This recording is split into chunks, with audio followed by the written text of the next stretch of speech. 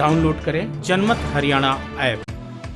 Manohar Lal BJP के उन मुख्यमंत्रियों में शामिल रहे हैं जिन्हें 5 साल का कार्यकाल पूरा करने के बाद आम जनता ने फिर से मौका दिया। प्रधानमंत्री नरेंद्र मोदी की गुड बुक में वो हमेशा से शामिल रहे हैं। समय समय पर पीएम मनोहर लाल की तारीफ भी करते रहे हैं। मनोहर लाल द्वारा विदेश में लागू की गई योजनाओं को देश भर में लागू करने की बात भी पीएम करते रहे हैं, जिसमें लाल डोरे के खात्मे की योजना भी शामिल है। पिछले साल 21 अक्टूबर को पीएम मोदी ने झज्जर के बाड़सर स्थित एम्स परिसर के एक विश्राम सदन का वर्चुअली उद्घाटन किया था। उस दौरान प्रधानमंत्री ने सीएम मनोहर लाल की तारीफ करते हुए यहाँ तक कह दिया था कि 5 दशकों में हरियाणा को सबसे ईमानदार सीएम मिला है और वो मनोहर लाल को लंबे वक्त से जानते हैं। सीएम बनने के बाद उनकी प्रतिभा और भी निखर कर आई है। हरियाणा सरकार के इनोवेटिव तरीके से कई बार केंद्र सरकार भी सीखती है। वाराणसी में भी काशी विश्वनाथ कॉरिडोर के लोकार्पण के दौरान दोनों में काफी घनिष्ठता दिखाई दी थी। उसके बाद से सीएम मनोहर लाल का कद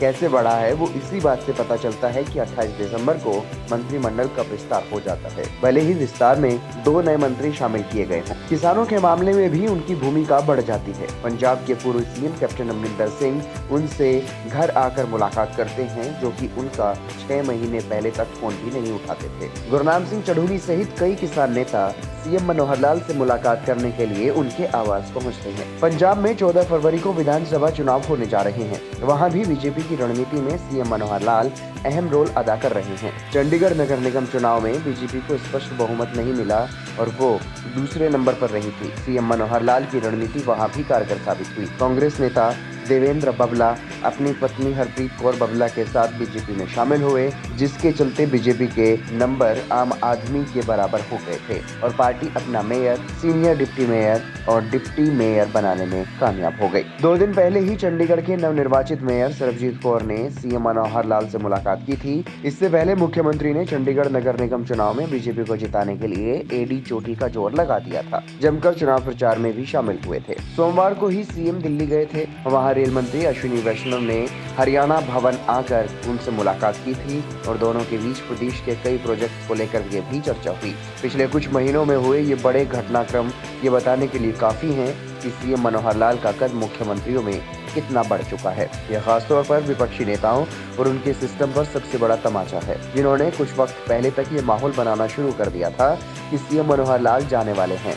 अब देखना दिलचस्प होगा कि सीएम मनोहर लाल ने जो मोमेंटम बनाया है उसे वो कितने वक्त तक बरकरार रख पाते हैं और क्या तीसरी बार मुख्यमंत्री की शपथ लेकर सबसे लंबे समय तक मुख्यमंत्री रहने का भजन लाल का रिकॉर्ड भी तोड़ पाएंगे। ब्यूरो रिपोर्ट, जनमत हरियाणा। राजनीति के आगे, राजनीति के पीछे, हर हलचल को जानने के लिए हमारे YouTube चैनल जनमत हरियाणा को लाइक करें, सब्सक्राइब करें और अपडेट रहने के लिए बेल आइकन दबाना ना भूलें। देखते रहें जनमत हरियाणा, सच के अलावा कुछ भी नहीं।